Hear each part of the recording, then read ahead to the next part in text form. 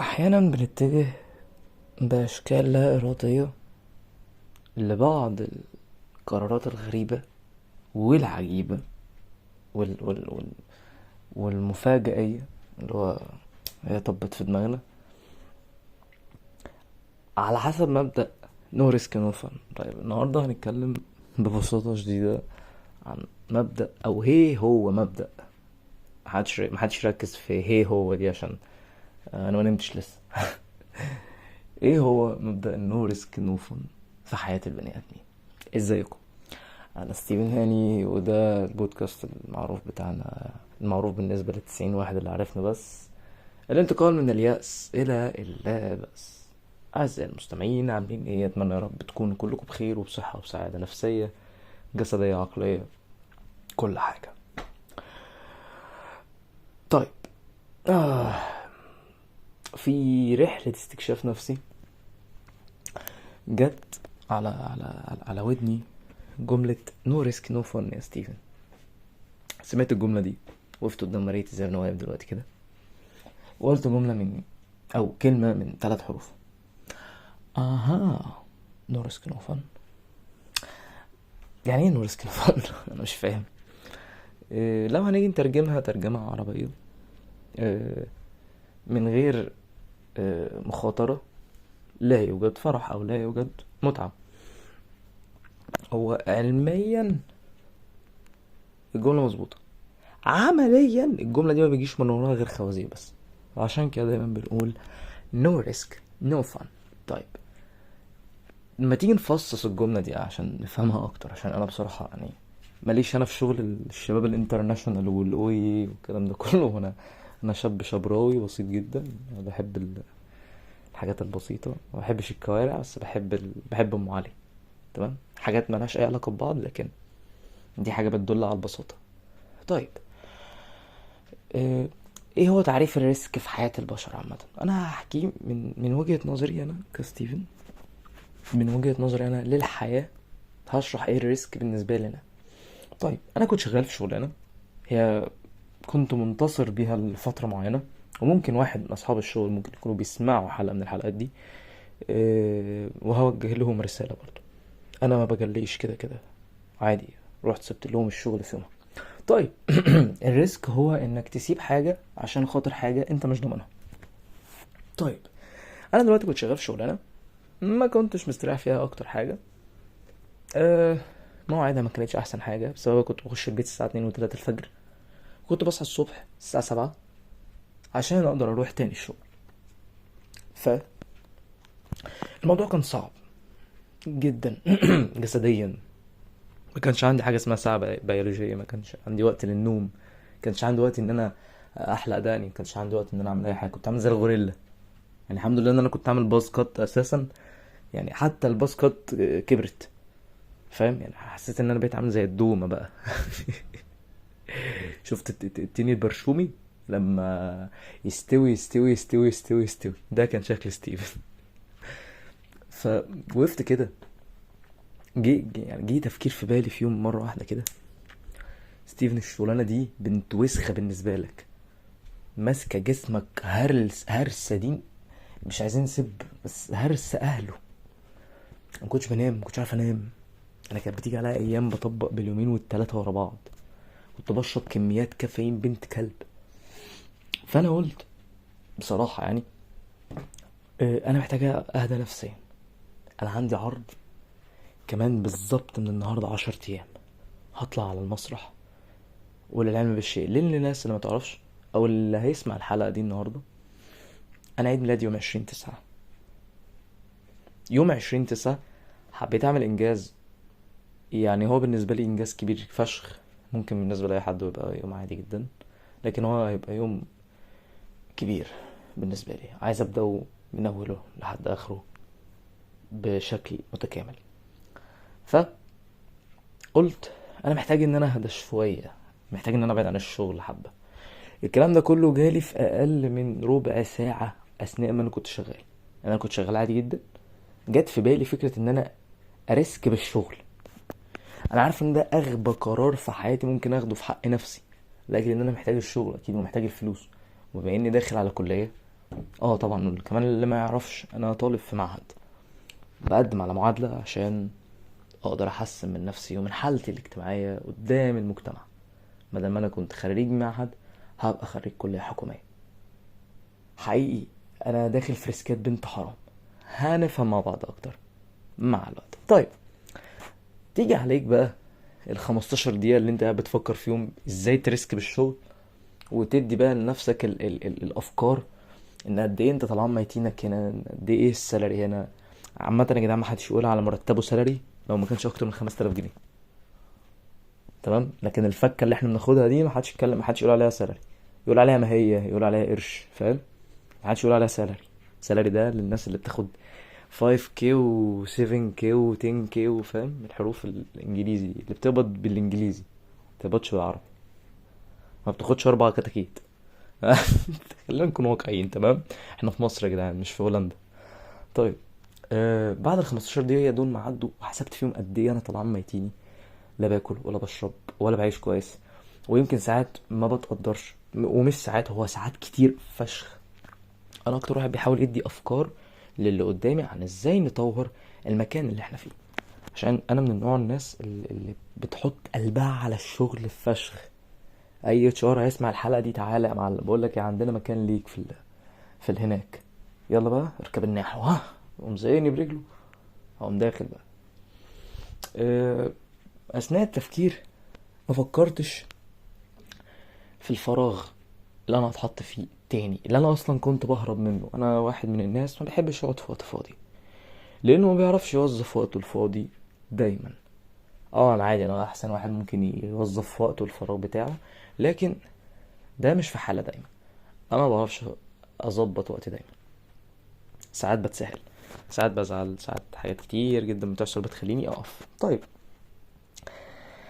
اثناء ما انا كنت قاعد بفكر، نسيت الفراغ، نسيت الحاجات الكتير اللي انا كنت هبقى قاعد فيها، العدم اللي انا هبقى قاعد موجود فيه، لكن كل اللي ركزت عليه هو ان انا محتاج ان استريح.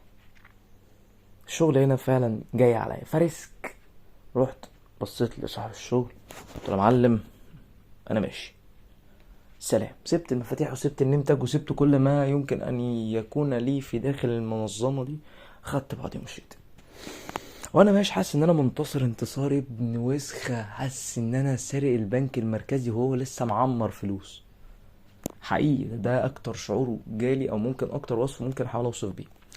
المهم، وانا ماشي سكت كده، قلت يا جدعان الريسك ده ابن كلب، هيتعبنا هيتعبنا هيتعبنا هيتعبنا. ما يجيش عليك، ما يلفش عليا نص ساعة وانا ماشي تايه عمال اقول يا رب هدور لسه على شغلانة وانترفيو وبتاع، الاقي لك تليفون جاي لي رقم غريب، بيرن عليا راجل. آه كنت شغال في نفس المجال اللي هو كان بيكلمني فيه، في مطاحن بن. انا كنت شغال، اللي معرفش ان انا اشتغلت شغلانات كتير فشخ، ومنهم مطاحن البن. فلقيته بيقول لي ازيك ستيفن معايا، قلت له اه حضرتك مين معايا وبتاع. قال لي انا فلان الفلاني من المكان الفلاني، كنت سمعت ان انت عايز تشتغل وكده، انت كنت مقدم؟ قلت له اه مظبوط. قال لي طيب عايزين نظبط ميعاد اللي نتقابل فيه. انا راجل، اي حد تلقائي هي هيسمع المكالمه دي. طيب انا اجيلك دلوقتي. دي اكتر مره كنت قاعد عمال ادي ريسكات فيها في حياتي. قلت له طيب انا هظبط دنيتي وهكلم حضرتك، وقمت قفلت بكل هدوء. عارف انت لما تبقى قاعد ويجيلك تعويضات كتير جدا، بس انت مش مقتنع ان دي تعويضات؟ عارف انت اللي هو ايه، اهو ايه ده اللي هنا بسرعه، لا يا عم خبيها وندور عليها تاني. فانا قاعد كده عمال استغرب. انا شفت الريسك وشفت الفن، بس في حاجه بنت جزمه، بما اني في مصر، احنا ما عندناش فن في مصر، احنا نو ريسك نو فك. سوري مع احترامي للسبوتيفاي والبودكاست عامه، بس ده بجد يعني، ده اللي بيحصل، فاهم؟ المهم، ظبطت سفرية، قلت يلا بينا ناخد نفسنا 1 2 3 ايام اروح اغطس فيهم مع اعز صاحب عندي، واجري من بعدها اشوف العرض بتاعي. بعد العرض نرجع بقى لحياتنا العملية. فده واحد من الريسكات اللي ممكن تخلي الواحد فعلا مبسوط. انا عملت عملية ريسك، عملت عملية ان انا ضحيت بشيء قصاد حاجة هي أولوية لازم تكون موجودة، واللي هي ايه؟ راحتي النفسية. بيني وبينكم انا لو مش مستريح نفسيا مش هكمل في حاجة. انا الشغل القديم اللي انا كنت فيه انا كنت مستريح فيه جدا نفسيا، كنت كل يوم الصبح اظبط الدنيا وبتاع وابقى مبسوط وانا رايح الشغل. لكن لما لقيت ان الضغوطات بدأت تزيد ما بقيتش قادر. احنا كل واحد فينا عنده طاقة، الطاقة دي ليها ليميت معين فشخ، بيبتدي بيوصل لمرحلة ما قبل المنتصف، المنتصف الفارغ ابن المرة اللي بيتعب ميتين ابونا كلنا. اول ما يخلص المنتصف وتنزل تلاقي نفسك قبل الديدلاين، قبل اخر حاجة، انت بتلاقي نفسك دماغك عمالة بتور.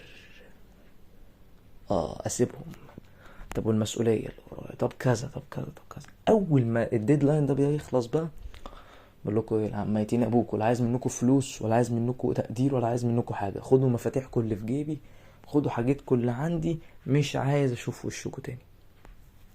في ناس ممكن تقول لي غشيم، انت كنت ممكن تكسب الناس دي وتقعد معاهم الفترة اللي انت قاعد فيها فاضي حاليا، وهتكون كسبتهم وهتكون ما غدرتش بالشغل وهتاخد الفلوس. طيب انا معاك يا عزيزي المستمع، وانا معاك يا عزيزي المقترح، وانا عارف ان قد ايه انت حضرتك جين كيس خان، وان رأيك ده فعلا صح. سقفت لك، برافو، عايش فشخ، حقيقي انا فخور بيك جدا. لكن لما تيجي تحسب لها، هو انت قاعد علشان 500 جنيه؟ انا عارف ان ال 500 جنيه دول ممكن يسندوا معاك حاجات، لكن هل هم دول اللي ممكن يخلوك تبقى قاعد تحت ضغط اسبوع ونص وتضحي بيه في سفرية، وتضحي فيه بعرض هتطلع بيه على مسرح وناس هتجيلك من كل حتة، وهتضحي بيه في يوم ميلادك، وهتضحي بيه في كل حاجة؟ هنا بقى اللي بنسميه الريسك الغير مضمون. في ريسكات مضمونة وفي ريسكات غير مضمونة يا عزيزي المستمع. المضمون ان انت ممكن لما تسيب الحاجة تضمن شيء يعوضك عن الحاجة اللي انت سبتها، لكن في ريسكات غير مضمونة بالمرة. والغير مضمون ده ممكن يتجزأ لجزئين: غير مضمون بحد ايجابي شوية، وغير مضمون نهائي. الغير مضمون بحد ايجابي يعني ممكن يجي منه بنسبة 40-35% حاجة عدلة، لكن غير مضمون نهائي ده ممكن يبقى بنسبة -1% يجيب لك حاجة حلوة. عارف انت اللي هو معدوم. انت لو سبت الشغل خلاص انت ما بقيتش عارف تصرف، فمش هينفع تجيب شغل، مش هينفع تسيب الشغل قصدي، لازم تدور على شغل تاني اثناء ما انت موجود. لكن طول ما انت مظبط نفسك مهدي على حياتك، والكلام ده لا ينطبق على الشغل فقط يا عزيزي المستمع، على قد ما هو بينطبق على كل حياتك. لو كانت علاقة، معلش انا اسف لك، ماسكة حبلك الشوك كده فشخاه، ماسكة دماغك دي لعبة معاها شلح من غير هدوم، ما ينفعش، ما ينفعش. انا اكتر واحد دفن نفسه جوه علاقات بنت مرة ما تستاهلش. افتكر حد بدون ذكر اسامي كان بيقول لي عمرك ما هتلاقي حد يحبك قدي. بصيت كده تبص على الارض والله والله والله، يعني انا فاكر الشخصية دي، يعني الله يسهل لها، يعني لقيت نفسي نضفت صدري تماما من البلاغم وتفيت على الارض، خدت بعضي ومشيت. ده حقيقي. انا في ناس عمري ما هنسى قد ايه هم كانوا بيحاولوا يبينوا لي ان هم اشخاص لا يمكن التعويض عنهم، لكن مع اول اختيار بيجي من بعد الاشخاص دي بيكون عوض ليهم جدا، لان في ناس تستاهل فعلا ان انا اضحي بيهم. وده يا عزيزي المستمع لا يسمى بما هو متعارف عليه حاليا، وهو انك تبقى بياع او انك تسمى بانك بياع، على قد ما انت بتحاول تدور على صحتك النفسية. انا اكتر واحد انا بيحاول يدور على صحته النفسية. خلاص الشغل ابو بلاش ده ما بقاش بينفع وما بياكلش عيش. كلمة برافو وكلمة شاطر دي ما بياكلوش عيش، ما بياكلوش البطن. البطن كده كده شكاية على طول، لكن ما بيعملوش حاجة. كلمة شكرا وكلمة برافو دي لازم تستبدلوها أعزائي ماسكين الشغل أو المسؤولين. كلمة برافو دي ما بتأكلش عيش حقيقي. خدوها من واحد شغال من صغره، من هو عنده 8 سنين بيسمع كلمة برافو، بيسمع كلمة عاش، بيسمع كلمة شاطر، انت بجد كويس، مش عارفين من غيرك كنا هنعمل ايه. سوري في اللفظ، احطها فين؟ اكيد في درجك منك ليها. ما هي كلمة مستفزة. ما انا ما يبقاش طلعان ميتين اهلي شغال 12 ساعة واعمل لك انجازات واحقق لك تارجت وبتاع لاجل ان انت تيجي تقول لي مش عارف ايه معاها. طيب سيبك من كده، لو هنتكلم في جزء الريليشن شيبس بالنسبه لموضوع الريسك انه فن. عارف انت لما تبقى عارف مثلا ماضي الشخص بتاعك، يعني الشخص اللي قدامك اللي انت بتحبه مثلا او اللي انت تعرف عنه حاجات، دلوقتي انت عرفت الماضي بتاعه، فانت بقيت بتضغط عليه عشان تعرف رد فعله اللي جاي ايه، او هيتعامل مع المشكله ازاي، او هيتعامل مع فكره انك عرفت الحاجات القديمه اللي هو كان بيحاول يخبيها عنك دي ازاي. هتلاقي نفسك واقف بترسك بالريليشن شيب قصاد شعور واحد مرتب عليه هيظهر على وش اللي قدامك.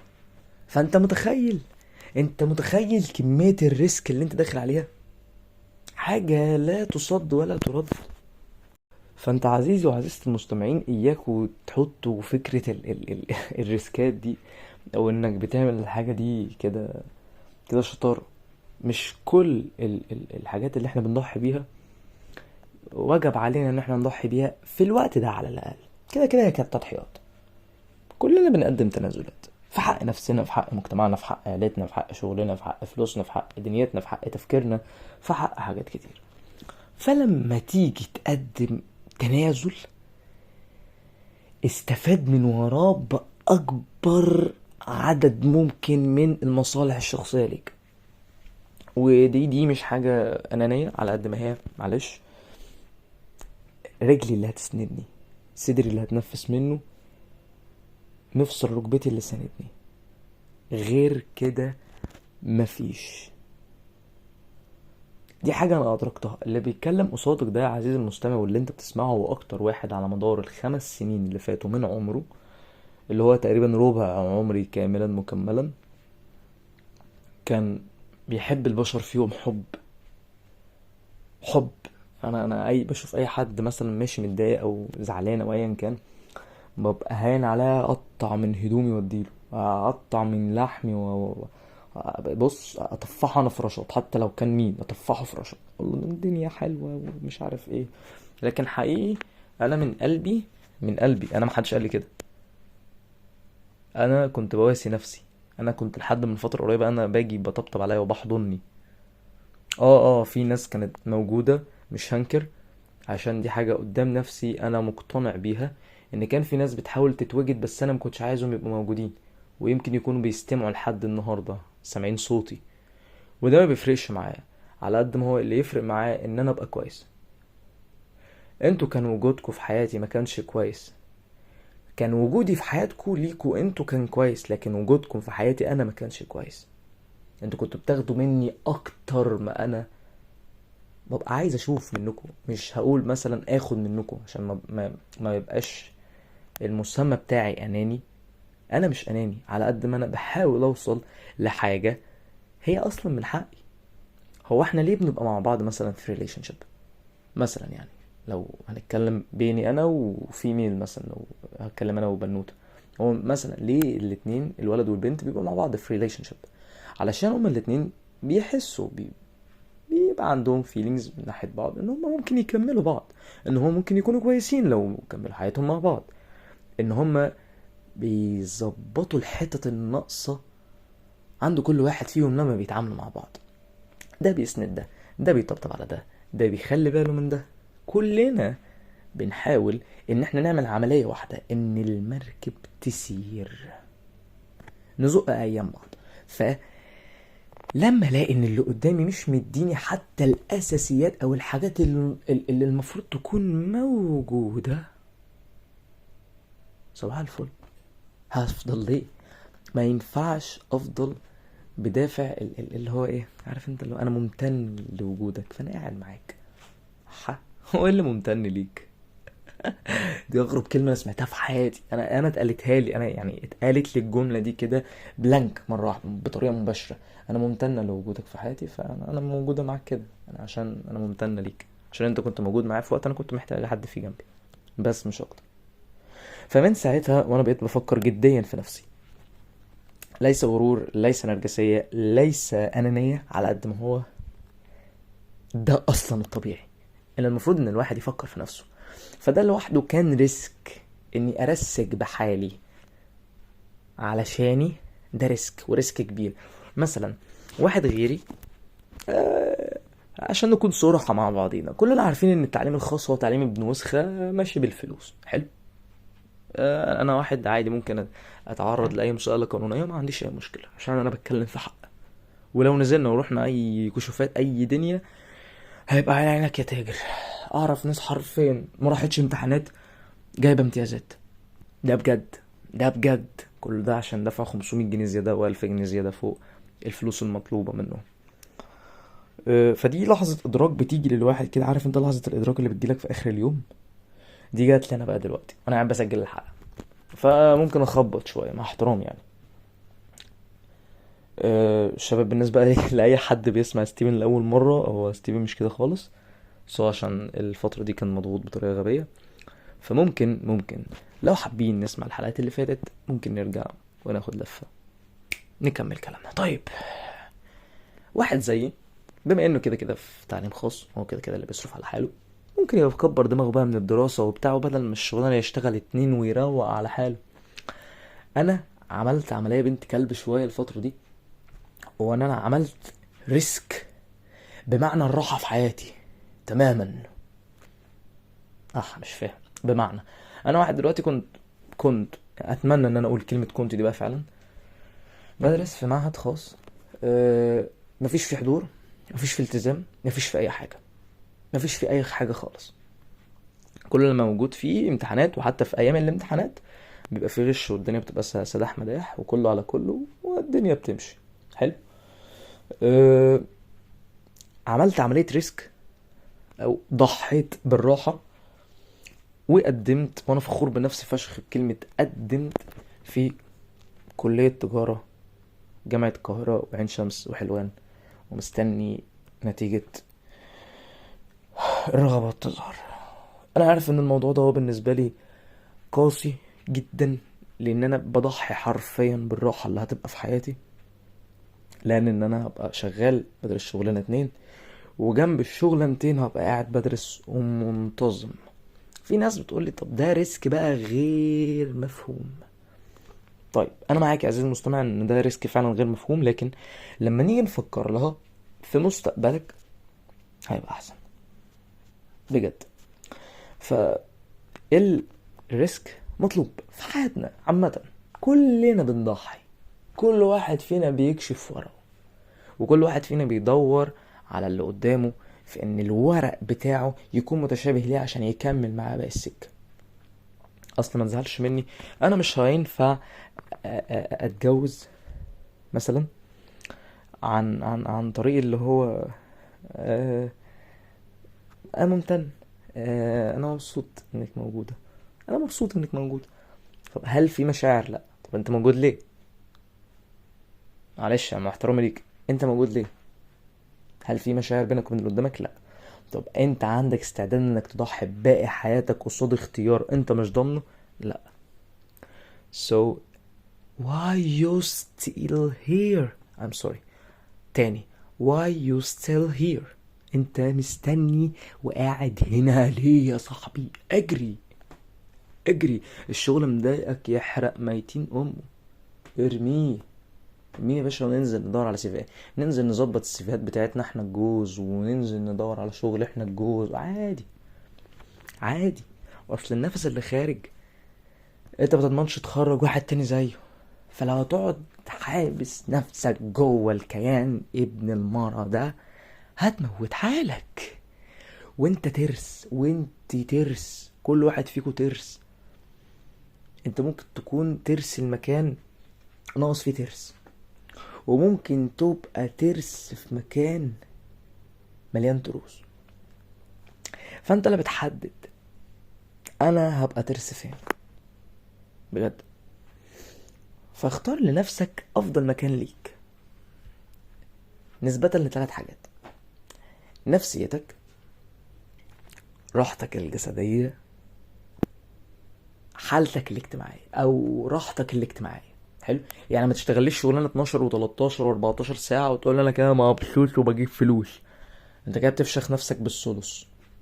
عارف احب الثلث ده؟ انت كده بتفشخ نفسك بالثلث وما ينفعكش. الكلام ده ما ينفعكش. الكلام ده لاي ولد او لاي بنت عامه، عشان ده حقيقي.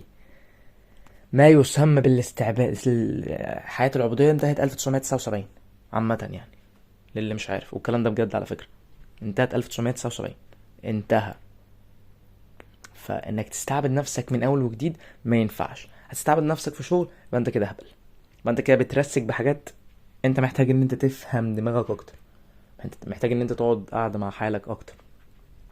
لو هترسك بوجودك في ريليشن شيب علشان انت منتمي او مهتم بس، او عندك فضول، او انت بس اللي هو حابب تبقى مع اللي قدامك ده عشان ما تبقاش لوحدك، يبقى انت كده برضو بتعمل ريسك بمشاعرك في حاجات انت مش ضامنها. لما تيجي تقدم تنازل او لما تيجي تقدم مخاطرة، قدمها عن طريق انك تكون ضامن الخطوة اللي جاية. انا عارف ان هي من اسمها مخاطرة، يعني يا لا. طيب ما دام هي يا لا، دور على اكبر نسبة وارمي حالك فيها. يعني النسبة بتاعت ممكن تتقابل في الشغلانة دي والشغلانة دي والشغلانة دي. اول واحدة نسبة 60، تاني واحدة نسبة 70، تالت واحدة نسبة 95. هترمي نفسك في أي واحدة فيهم؟ 95. ده الطبيعي. دي بقى المجازفة. يعني بشرط انت ممكن تبقى في نسبة 5% ما تتقبلش بسبب سبب تافه. هنا بقى التفكير الصح، الحسبة، انك تعمل عملية معالجة لأفكارك الصح، بنسبة صح، بأفكار صح. علشان كده كل واحد فينا محتاج انه يقعد مع حاله قبل ما ياخد اي قرار، يفكر بدل المرة 2 و3 و4. حد محنك هيجي يقول لي طب انت ما خدتش قرارك او انت ما خدتش وقتك علشان تفكر تمشي من المكان. انا ما استنيتش عقلي هو اللي يقول لي، انا جسمي قال لي. انا لما لقيت ان انا بترعش وانا بعمل القهوة كل يوم الصبح وانا في الشغل بسبب قلة النوم وبسبب المسؤولية والضغط اللي كانت فوق دماغي، ما كنتش مستني دماغي تقول لي يا ستيفن انت تعبان هنا. فاحنا كلنا هنا منتظرين اشارة من جسمنا. ما تستناش اشارة من جسمك، ما تستناش ان جسمك يقول لك ارحم ميتين امي، عشان دي حاجة هتموتك.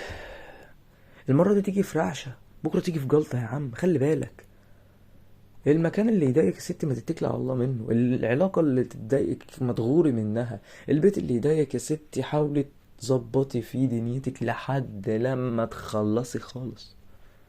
اكبري شوية وبعد كده شوفي بقى، يعني عيشي لوحدك لو كانوا فعلا الاهل توكسيك. وهنتكلم عن حوار الاهل التوكسيك ده في حالة معينة، بس ايه، نظبط بس بقى السكادجول بتاعنا. فهنا الفكرة، احنا فين؟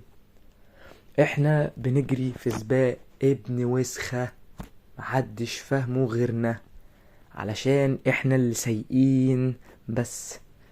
انا في واحد هنروح بعيد ليه؟ انا والله لسه فاكر ايام ما كنت قاعد على الكرسي اللي هناك ده، كرسي الانتري اللي عندنا ده والله، وكنت بنزل الستيت بتاعت عيد ميلاد ال16، وكانت ستيت نرم، وكانت حالتها حالة، وكان في حواليا ناس كتير جدا بسبب ان انا كنت شغال شغلانه حلوه وكان في ايدي مصالح كتير. حاليا انا والله يوم عيد ميلادي انا اتمنى انه يكون يوم عادي، ما يبقاش يوم محزن زي بقيه الايام اللي انا عايشها، ما بقاش فيه لوحدي تاني. فهنا الفكره يا عزيزي المستمع، لما تيجي تقدم شيء خلي بالك من خطواته، لما تيجي تقدم شيء خلي بالك من حساباته، لما تيجي تقدم شيء خلي بالك من نتيجته، علشان نتيجته هي اللي هتكمل معاك مش خطواته. انت مش هتقعد كل يوم تفتح مفتاح الشقة بتاع التأمين، المفتاح اللي هو انت بتأمن بيه الشقة ده، لان انت عارف ان انت اول ما تقفل قفلة خلاص موضوعك انتهى. حلو. لكن انت هتبقى متواجد في الشغلانه اللي انت اتقبلت فيها بس انت مش عايزها، بس موجود هناك عشان الفلوس. فما دام انت مش موجود هناك علشان انت مستريح وتجيب فلوس، فانت مش هتعرف تكمل. فانت هتبقى رايح كل يوم الشغل الصبح، قاعد عمال تشخبط على جدول يناير اللي هو الطويل فشخ. من اول يوم واحد تقعد تشخبط، واحد خلص، اتنين خلص، تلاتة خلص، اربعة خلص، بلا بلا بلا بلا بلا بلا. يوم القبض تيجي تاخد الجواب بتاع القبض، تشم فيه ريحة الخصم، تبقى عايز تسب للي خلفه ام العيشة. تبقى قاعدة مستنية مسج من الواد، وتلاقي حالك ملطوعة وهو اونلاين تيك توك، ولا قاعد بيتشات مع واحدة تانية انستجرام، ويقول لك دي صاحبتي، دي بنت خالتي، ودي بنت لا مؤاخذة خرم عمتي. انتوا في ايه؟ بعيدا عن اي حاجة، او ممكن عشان انا ممكن اكون لويال شوية، او عشان انا ممكن اكون عندي ستريت شوية، او ان انا ممكن اكون حاد جدا في الحتة دي. يعني ما عنديش اللعب، ما عنديش ان انا ابص يمين وشمال. فانا حاسس ان احنا بنغرق، ولا ده العادي، ولا الغرقان بقى العادي في الايام دي. انا ما اعرفش، بس اتمنى من كل قلبي ان الحاجات دي ما تفضلش. ولو انت يا عزيزي المستمع او يا عزيزتي المستمع كنتوا بتتأذوا بسبب شيء معين ايا كان ايه هو، ما تفكروش ان ده ريسك. اوعوا، خد الخطوة، خلص نفسك، شيل الحبل اللي عمال يتلف حوالين رقبتك وحوالين نفسيتك ده بقى. خلاص، wake up اصحى، اصحى اصحى، عشان لو ما صحيتش دلوقتي مش هتصحى بعدين. اليوم اللي بيعدي دلوقتي مقامه 25 يوم قدام، وده بجد. انا لسه فاكر والله ايام ما كنت قاعد على الكرسي دوت، كنت قاعد عمال افكر ان ازاي بنوته حلوه زي كده هتحبني وهي اكبر مني بسنه واحده. كان ساعتها عندي 15 سنه. بعدها باسبوع سابتني، قعدت متضايق شهرين. غفلت صحيت لقيتني في ثانويه عامه. غفلت صحيت لقيتني قاعد بقدم في معهد انا معرفوش. غفلت صحيت لقيتني قاعد عمال اقدم على حاجه كنت المفروض اقدم عليها من 2.5 سنين. غفلت صحيت لقيت بقى عندي 20 سنه، واقف كده بقول احا ايه ده، انا فين؟ يعني انا فاضل لي 2 سنين واخش جيش. يعني انا كده فاضل لي سنه وبعد الجيش، والمفروض ان انا ابقى جاهز واتقدم. فلحظات ادراك بتيجي على دماغ الواحد، اهدى، كل العك كده مش تمام. كل العك كده لو سمحتوا، لو سمحتوا، لو انتوا سمحتوا ليه ان هو يخش في عقولكوا، انتوا مش هتطلعوا.